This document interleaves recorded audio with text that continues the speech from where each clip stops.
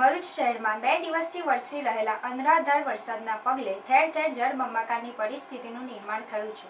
નીચાણવાળા અનેક વિસ્તારોમાં પાણી ભરાવાની સમસ્યા ઊભી થઈ છે.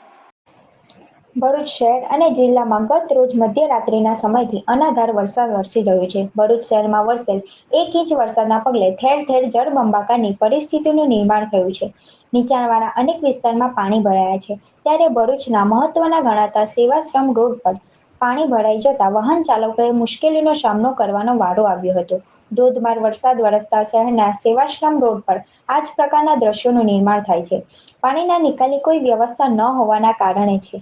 વરસાદી પાણી ભરાઈ જાય છે, જેનો ભોગ શહેરીજનોએ બનવું પડે છે. બીજી તરફ ધોધમાર વરસાદ વરસતા શહેરના ડભોઈવાડ ફાંટા તળાવ વિસ્તારમાં પણ જળબંબાકારની પરિસ્થિતિનું નિર્માણ થયું છે.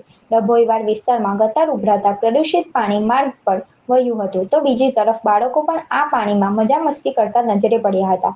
ભરૂચ શહેરમાં ધોધમાર વરસાદના કારણે જનજીવન મોટા પાયે પ્રભાવિત થયું છે. રવિવારની રજાની મજા લોકોએ વરસાદ વચ્ચે માણી હતી.